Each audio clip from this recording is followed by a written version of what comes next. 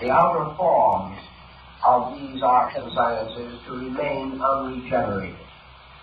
Thus, in the field of learning, alchemy is the regeneration of arts and sciences, not by reforming them, essentially, but by releasing through them the seed of truth which is locked in each one of them, to make the seed grow, to accomplish the mysterious multiplication from the mango seed, like the fabled legend of Indian magic, was the problem of alchemy.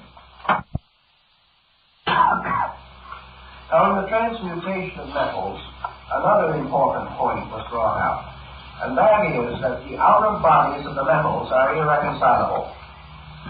Therefore, that you cannot force iron and lead together and cause them to accomplish an alchemical mystery. You can fuse them to produce an alloy of some kind, but you cannot force them together to release their own spiritual power. Therefore, before metals or elements can be given a new birth in the spirit, they must die. And the death of elements, the destruction of minerals, the complete elimination of the formal nature of the forms of things is part of the alchemical procedure.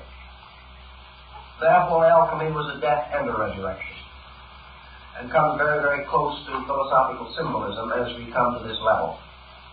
All of the outer bodies and structures of metals must die before the spirits of these metals can unite to form the mysterious transmuting agent which is called the red lion.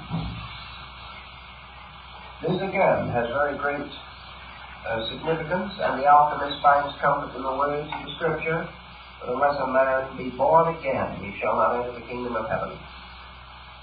For every one of the forms of nature must die before the life within that form can be liberated or released. Therefore, alchemy then approaches the problem of human intelligence, and it says that before the individual can become wise, he must destroy the false mind which presumes to possess knowledge. He must destroy opinions before facts can come. He must tear down old walls before he can build a new house. And in the doctrines of the alchemical mysteries, it was first necessary to destroy the personality or the individuality of metals before they could be brought together to form the transmuting agent.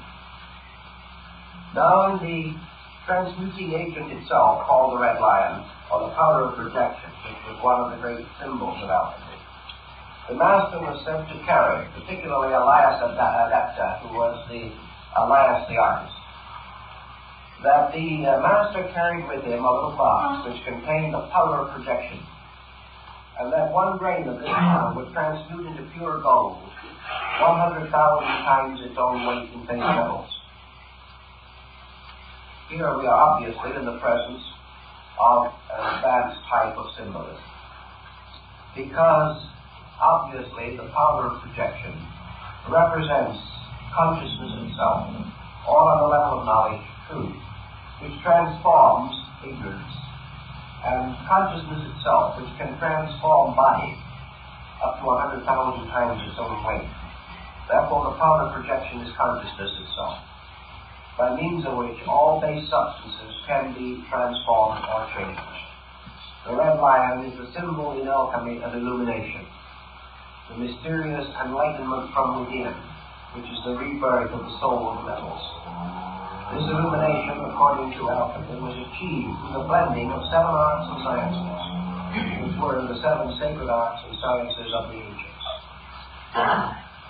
Thus we proceed in symbolism a little way. We don't want to go too far now because we have to examine these things in greater detail.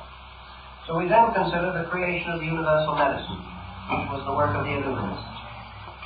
Now, how is this universal medicine to be found?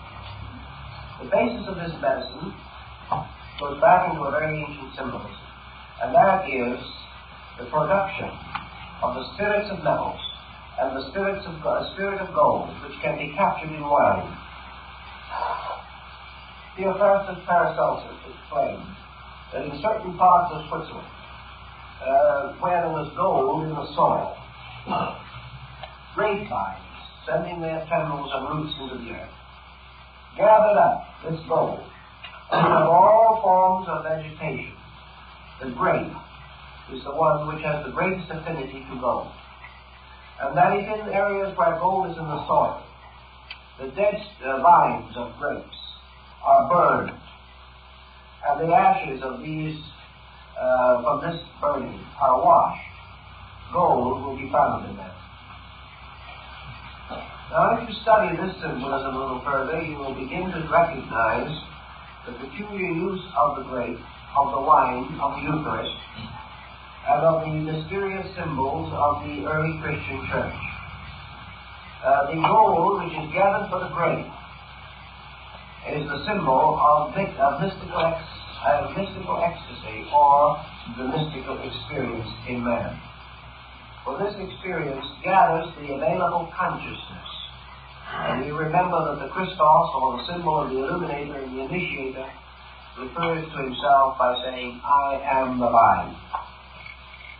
This mysterious vine of life, the grape, the symbol of the Dionysian Eucharist, and later brought into the church, is therefore closely associated, as with the grail, with illumination.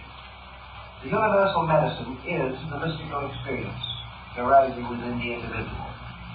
It is the basis of the healing of himself and of all nations, and the bringing about of the power of the healing of all sickness.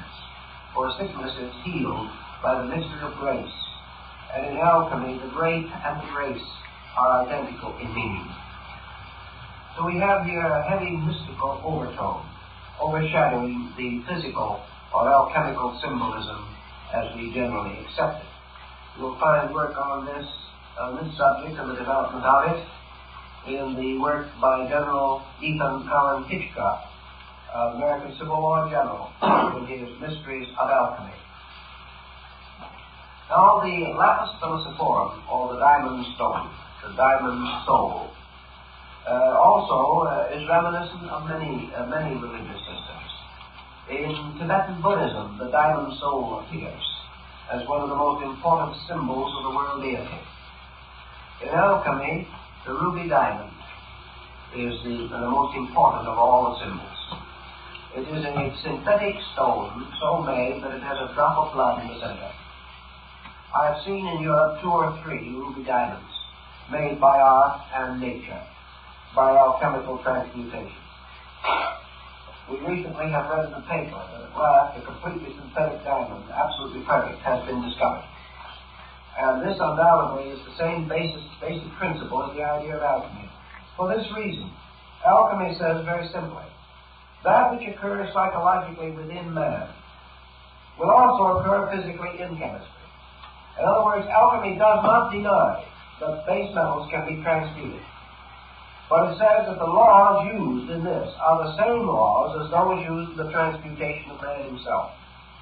Therefore, as the individual gains the secret art for the transmutation of his own nature, he can also transmute physical substances. Because one set of laws is involved. If, however, he attempts to transmute base metals without having the secret of the transmutation within his own consciousness, he will not only fail to transmute his consciousness, but will be unable to transmute the metals. Many alchemists began their work as experimental chemists. And this brings us another important key to the thing. These experimental chemists began by a sincere and inevitable conviction that they could transmute base metals physically. So they took the writings of the alchemists with their strange descriptions of mysterious monsters, of agents, of black birds, of double-headed phoenixes, of kings and queens, of the celestial hermaphrodite, of the crystal homunculus, and all these other emblems of alchemy. And they began to ponder them, trying to find out how to make an honest diamond. That's how they started out. They pawned their family goods. They went out and bought all kinds of equipment and alembics and retorts, test tubes and furnaces, and with bellows and orchestra they blew and they puffed. Like Titus de Mirandola, who spent many years working on this subject, but did not arrive, or Eugenius Felices, who finally was killed by an experiment in his own laboratory. But these artists, struggling to understand the symbols, fighting day by day with the processes in their retorts, gathering their dew upon plates of glass on the various configurations of the constellations, seeking for the gold-bearing grapevine, working with the formulas, studying the designs and symbols. These very physical chemists, as Michael Sendemogius tells us, who was one of them, started with this simple intent to transmute base metals and become rich. But they hadn't gone very far when something began to happen to them. They began to find within themselves a realization that they were too limited in their own perspective. As they went along in their researches, they found they depended upon faculties keener than those of mere reading. One of the simplest things they had to face was the problem of trying to find out what the author had concealed behind these strange devices. These devices became meditation wheels. They became like Buddhist mandalas. They began to challenge the individual who studied them. And as months went on and years went on, and this individual went further and further into the arts, he began to sense within himself other dimensions that he had not previously considered. And after he had been working more than 10 years in his laboratory, Sendemogius suddenly came to the realization that alchemy was not a physical science, but a spiritual one. He discovered himself. It grew on him, so to say. He learned step by step through the unfoldment of his own faculties. He found then that this mysterious twisting road that led through the symbols was a constant coaxing of something out of himself. He finally grew to be so intuitive that he could read between the lines. And as he began to read between the lines, he began to see the larger dimensions of the art. Until at last, he cried out in dismay and distress to think that he had wasted so much time on the outer shadow of something that was so much more important than he had originally believed. Gradually, he found that the study of these symbols released something out of his own nature. And he began to sense the real mysteries of alchemy. So we have another definition that has to sink in somewhere along the line. I might as well slip it in right now. Namely, that the initiate is the intellect. That the illuminate is the intuition. And that the Adepts is the consciousness. And that they're all inside of himself and all his work. But the alchemical adept is the mysterious power of consciousness operating through will and yoga. And that every human being is his own adept. And that Elias Artista, the master of the adepts, who appears and disappears without leaving trace, coming when he is most needed, disappearing no one knows where, represents these flashes of consciousness by which the individual suddenly and briefly senses his own internal. That there is something within himself that does not respond to his demands, but somehow responds to his needs. Elias the artist is his own consciousness. The great fire of alchemy is his own will, by means of which these mysteries are wrought. The illuminant is his own psychic nature, particularly his intuitional and inspirational part. And the initiate is his mind, which can always know the secret but can never experience it. So the adept himself, in all his parts, is the alchemist, growing step by step through the experiences of his own art. As we recognize these principles gradually coming more and more clearly to us, we also can go on further. In the alchemical transmutation, we have a bottle. It's a very interesting bottle. It's a kind of a bulgy bottle with a long, sometimes a rather long neck. And within this bottle are a number of strange devices, one of the more common and frequent of which is a peacock with an extended tail in many iridescent colors. And the initiate seeking the stone is told to watch for the appearance of the peacock's tail in the bottle. In the emblems of Solomon Trismosan, called the Splendor Solis, we have a good many examples of this wonderful adventure taking place in a glass bottle. This was called the hermetic womb in the rites and in the ancient mysteries. And this undoubtedly has one very simple meaning. This glass bottle is the human soul. And it is within this soul that the mystery of the seven transmutations takes place.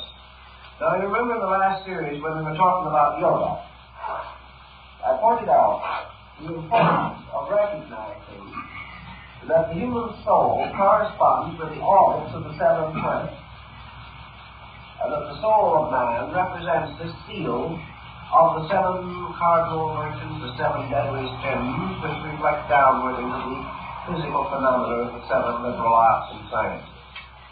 Therefore, the second part of the work of the illuminant, takes place within the soul, and the bottle, it must contain the universal medicine. Now, this universal medicine is achieved through the mystery of the seven parts of the human soul, a doctrine which originated probably in Egypt, where there is specific reference to the seven souls of man, and how they in turn influence the destiny of his life. Now, when we get up into the higher level of the Adepts, we also begin to see this cut diamond with its various facets and symbols. And the further we go into that diamond and the study of it, the closer we get to the great geometric solids of Plato's Pythagoras. The diamond is a symbol of a symmetrical geometric solid, the sign of the perfect form in nature. The diamond soul is itself, of course, a symbol of the universe. It is a symbol of consciousness. It is a symbol of spirit. It is a symbol of the perfect power which is released or made possible or available to man through regeneration. Now, all these different elements become more than mere hints. We must accept them as hints. We must work with them as best we can until we gain more and more knowledge of them. Now, also in alchemy, you have another mysterious symbolism which is called the ladder of the sages, or Homer's golden chain, which binds the ship of life to the pinnacle of Olympus. Homer's golden chain is a sequence of seven interlocking elemental symbols, by means of which spirit and body are united. The soul is therefore the symbol of union, and there comes out of this another very important emblem, and that is the rise of the term hermetic. Hermetic is associated with the later Egyptian divinity Hermes, who belongs to the period of the Gnostic revivals in North Africa, is a very mysterious being around whom the great vision of the Pyramandries of Hermes has been compiled. So we use the word hermetic today to symbolize something that is sealed so that air cannot get in, as hermetically sealed jars or bottles. This is again a reference to alchemy. Hermes was the patron of alchemy, which was also referred to as the hermetic art. Now, Hermes carries always the caduceus, or the winged staff. He's represented with wings on his heels and wings on his hat, and usually dressed somewhat in the garb of a Roman soldier. He's a kind of an effective-looking little fellow in his own way, but very few students have really given him a great deal of thought. Now, Mercury, in the old astrological symbolism, has to do with the intellect.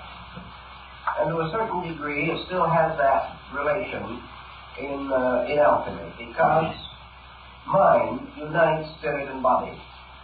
Mind is the link between man as an internal and man as an external being. So the mind, man becomes into himself from environment, and through the mind, man expresses the inner nature of his own consciousness.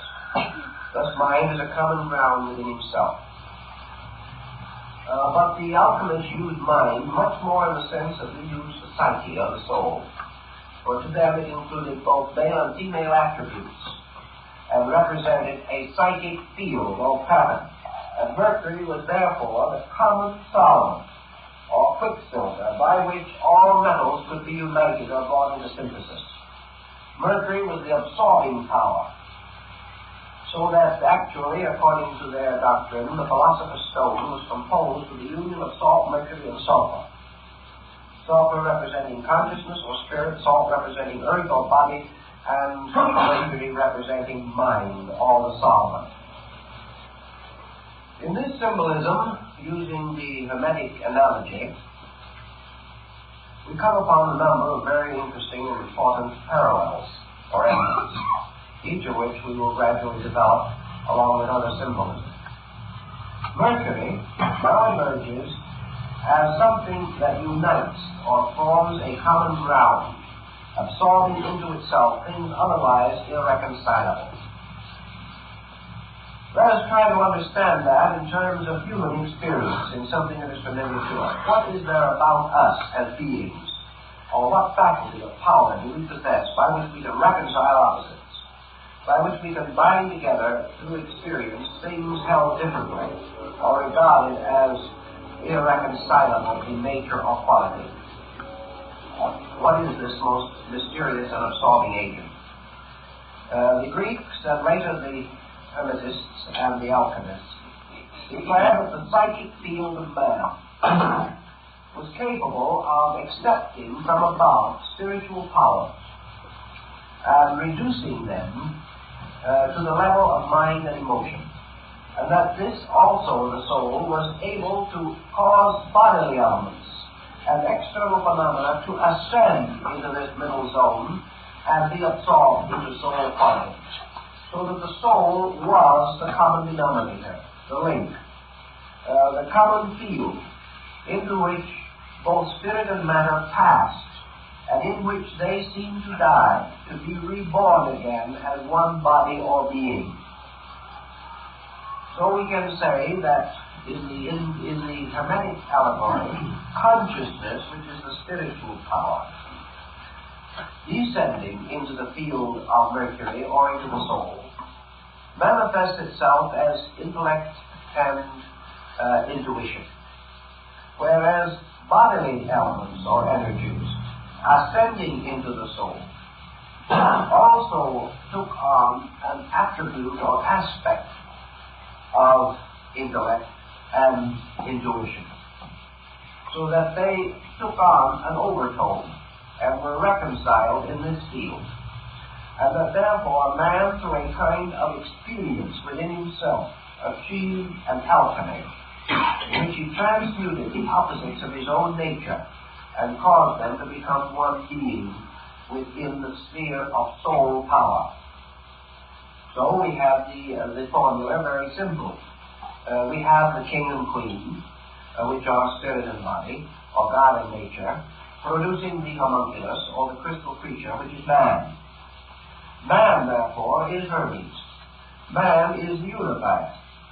Man is the personification of the principle of the Hermetic medicine. In man, heaven and earth are mingled. In man, the divine and the human are brought together in one structure. In man, all opposites of nature meet. And in man, in his own nature and in his own existence, in his own attitude, the creation of the diamond soul is made possible. Thus Hermes, or Mercury, is man. Man is composed of certain powers and faculties, particularly the 7 powers of the soul. These 7 powers of the soul being the basis of the harmony or synthesis by which the divine and the human, or the divine and the mortal, are brought together. Thus man becomes the potential alchemist. So we have in the old symbolism heaven, earth, and the alchemist. Now we find many such symbols. Heaven represented as a divine being. Earth represented as a wonderful fecundity of life. The king and queen again.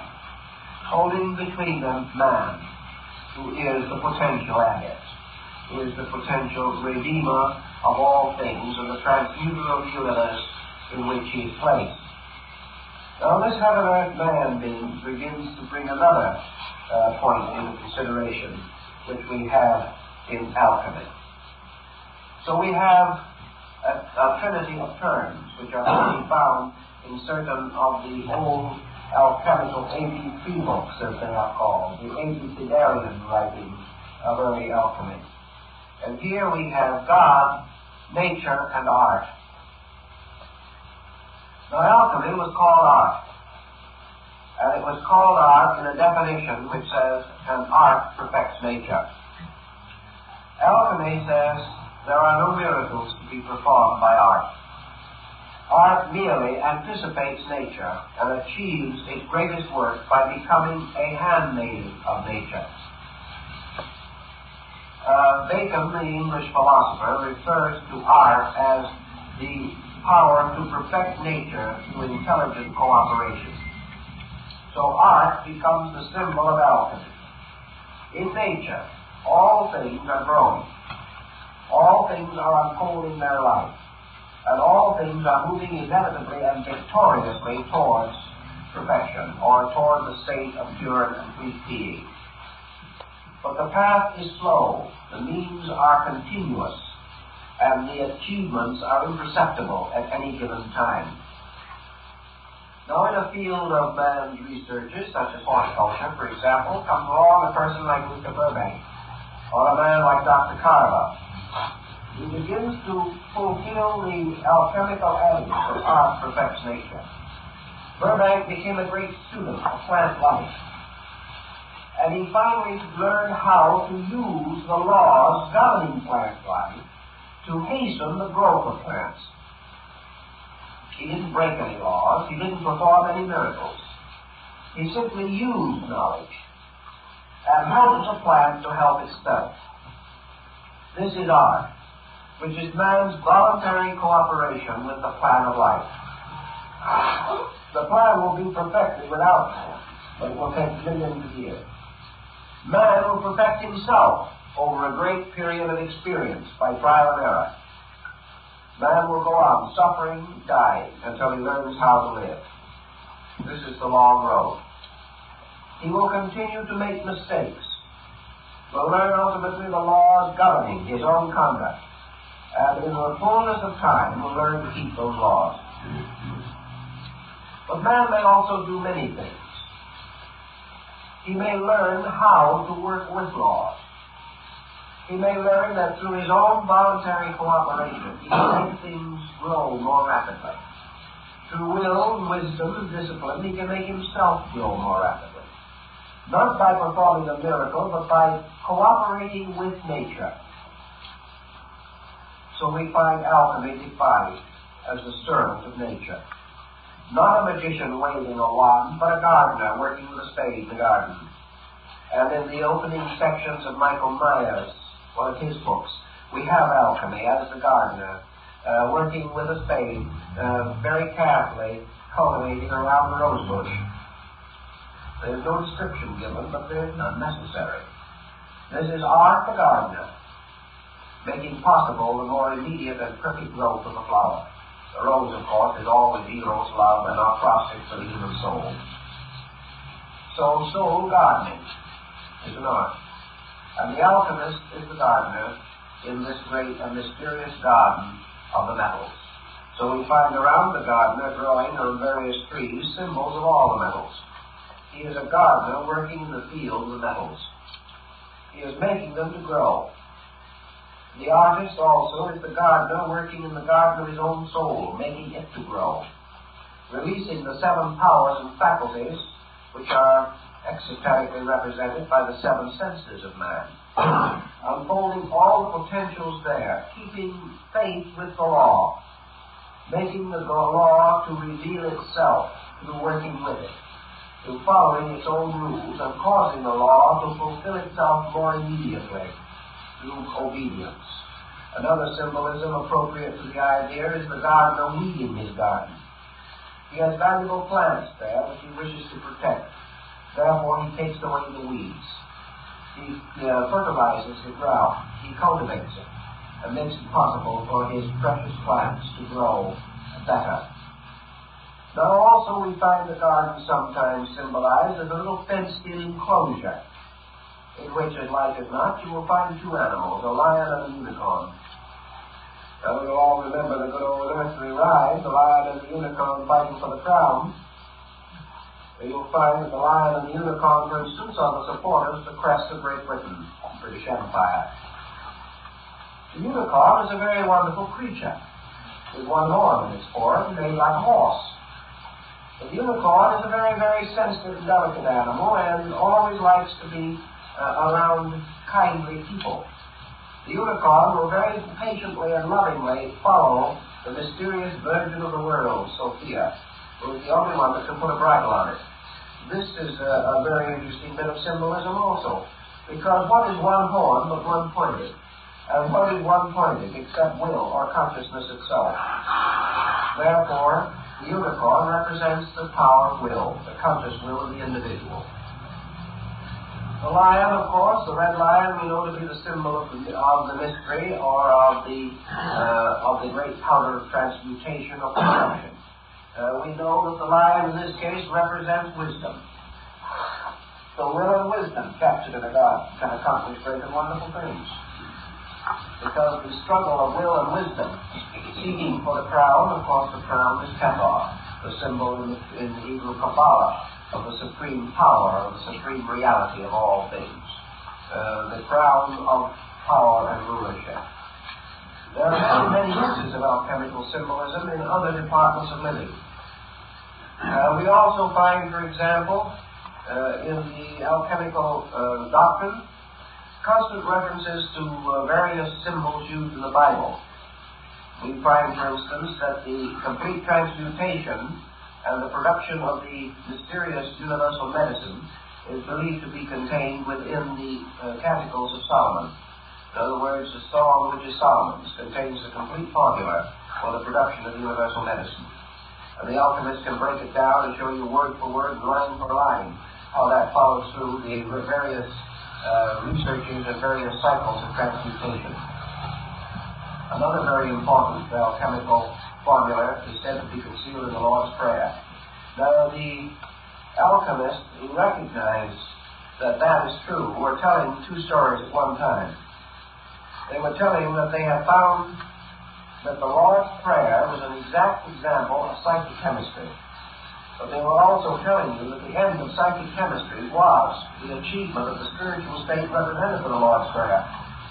It worked both ways. And that also that the state of holiness or piety, or the state of prayerful contemplation of reality, was the alchemical transmutation.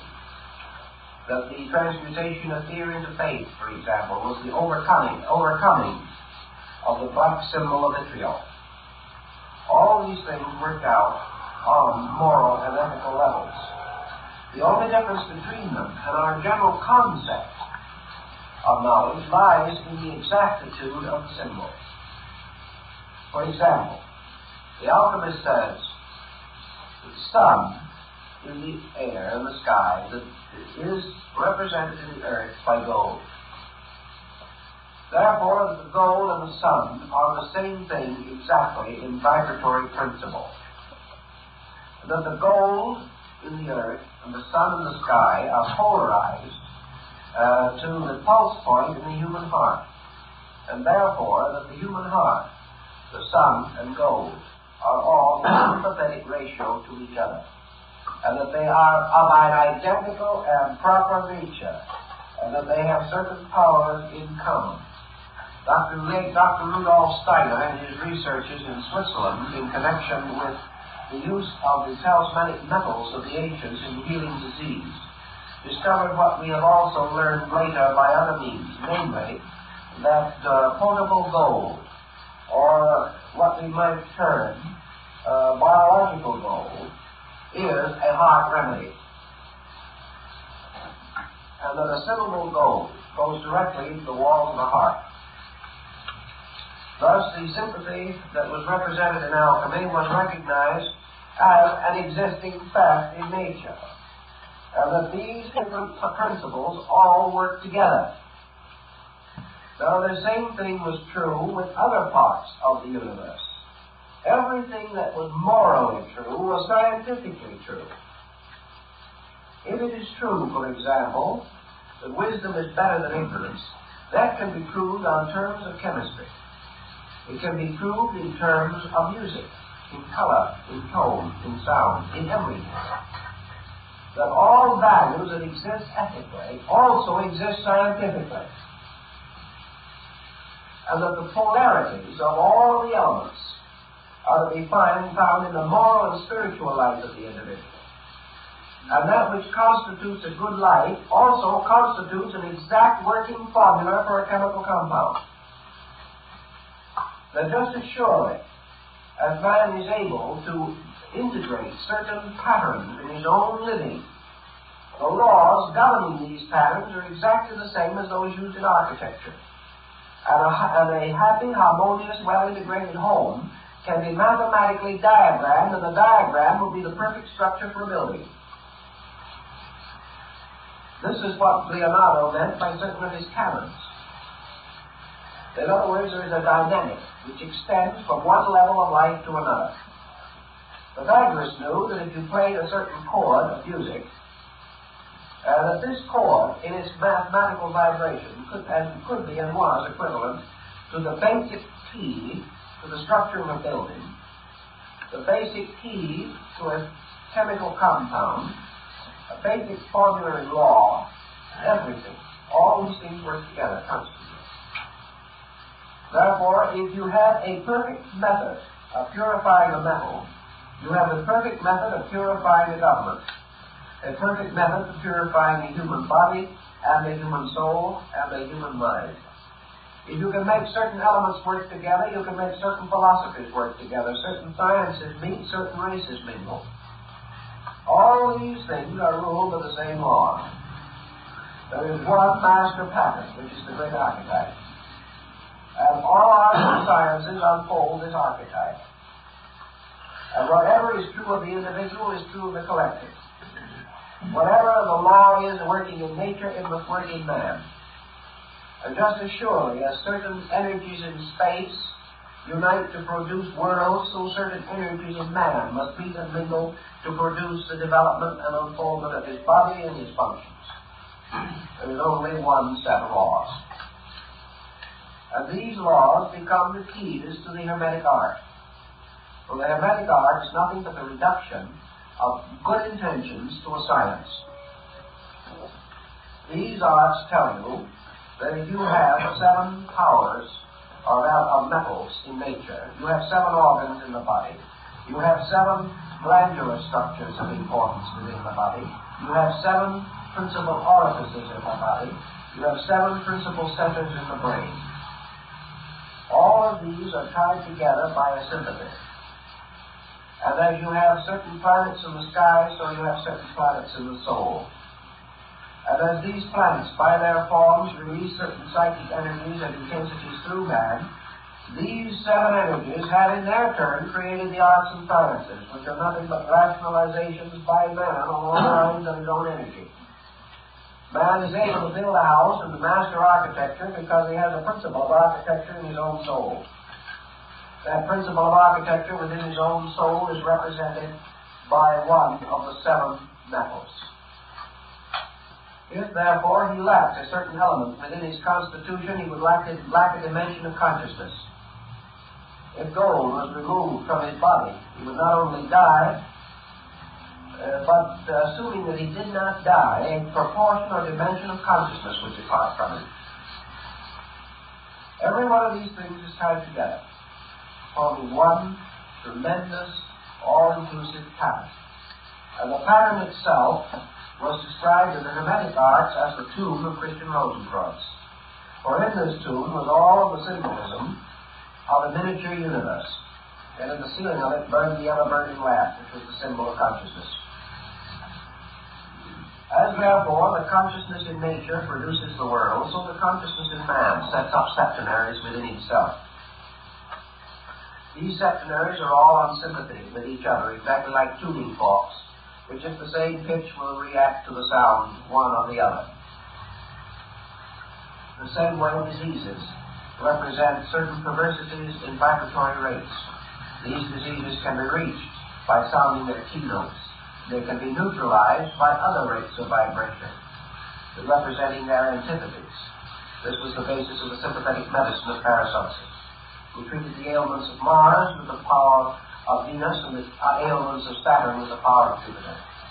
But when you say Saturn and Jupiter as planets, you're also referring to elements, to minerals, to medications, to degrees of consciousness, to sense perceptions, to soul perceptions, to intuitional faculties, and to the whole gamut. Because all of these things move on the same vibration patterns.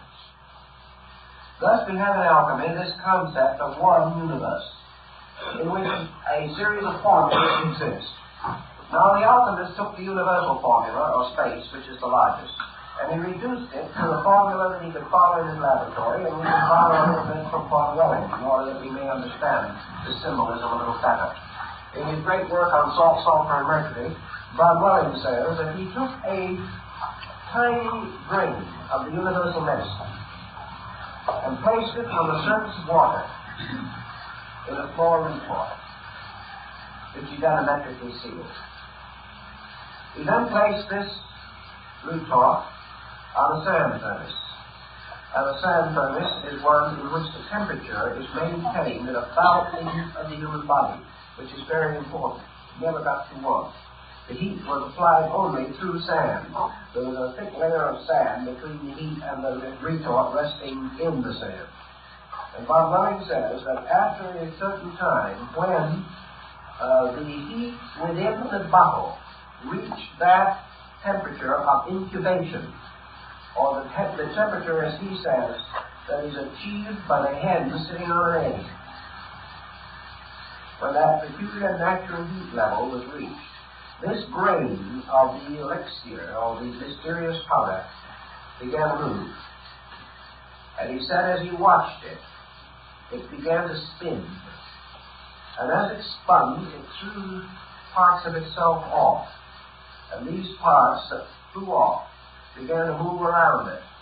And in a half an hour, he saw unfold within the retort a complete solar system. Why? Because every unit must follow the law of the entire. Now, if he had used a different level of analogy, he could have taken that same grain, placed it within another type of bottle, with another group of elements to work with, and under the same heat in a length of time, this grain of the eternal elixir would have begun to move in a different direction, would gradually have taken the whirling proportions of the human embryo and would have ultimately developed into a human body called the homunculus. He would have done exactly the same thing. And he would have had the tiny human being in the body. Now we also have, in the Paracelsian theory, the possibility of reviving all kinds of forms from their own ashes. This we have under various symbolism. A plant burned to ashes within a sealed bottle, and then under a certain type of pressure and under certain use of alchemical formulas, heated to a certain degree. The plant, or a shadow of it, will grow again in the bottle, in ashes. Years ago, I had an interesting experience with which we will try to explain this. A man came to me who had spent many years up in the northern part of Canada, along the Klondike. He was an old gold miner. And he said there's something that I've never been able to understand, namely that gold grows. He said we could work out a vein, leave it for 10 years, and come back to it, and there was more gold there.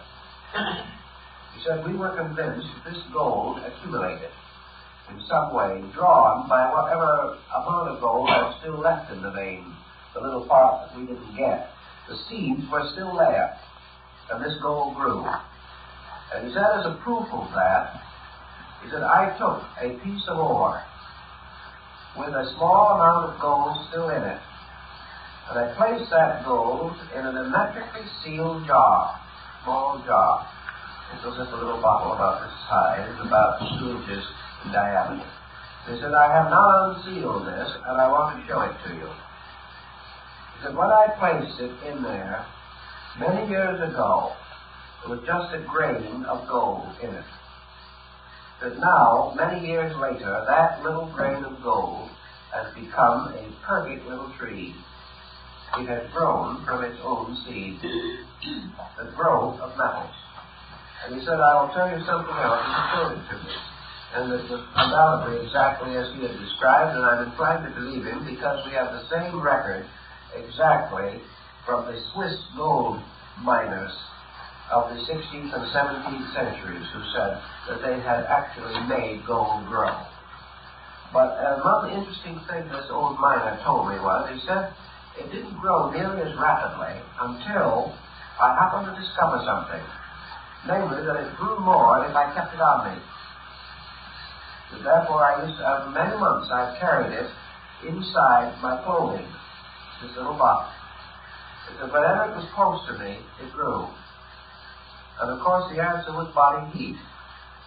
As long as it was close to his body, it grew.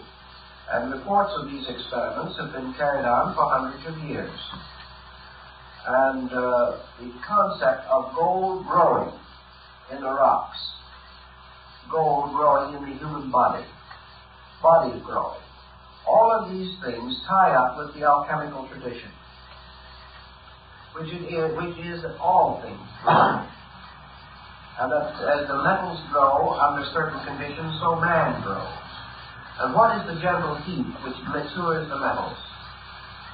And the Buddhist might answer, the fire of aspiration by which all things grow. But there is a certain mood or spirit within man, a warmth of man's own soul that makes him grow.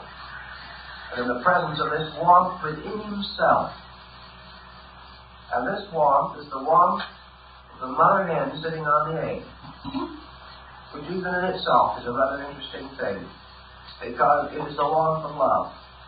It is the warmth of service, of protection. All these things work together. And in alchemy, the universe is one mass of these interrelated laws.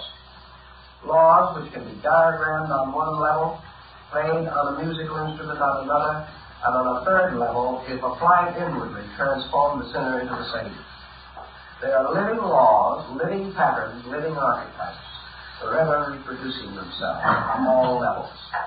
The alchemist says if you can discover these on one level, you can then apply this key to all other levels, and have them, indeed, the key to the mystery of the universe. So this is a little something of the background. And from that, we must go on with the psychology of this, and the science of it, and I'll try to show you as we go along the symbols, the artistry, the books, the manuscripts by which this symbolism, this concept is unfolded. And it is the great hermetic allegory, or the great law of analogy. As above, so below. As with the lesser, so with the greater. All things differing in multitude and magnitude, but all identical in the great pattern of vital principles that sustain them. To know these principles, then, is to be the magician, to be the master of all things by knowing the laws and obeying the laws. And art is man's learning to obey, his constructive and wonderful ability to take these principles and amplify them so that they work more rapidly and perfect themselves more perfectly. Man working with law, therefore, is the master alchemist. And if he works with the law works for him. And he sees things grow and multiply in days, months, or years, which might otherwise require ages, unless they receive the cultivation of the hermetic gardener. This is the concept on which we must later build the more detailed account of the alchemical procedures. Now our time is up for tonight, and I'd like to make one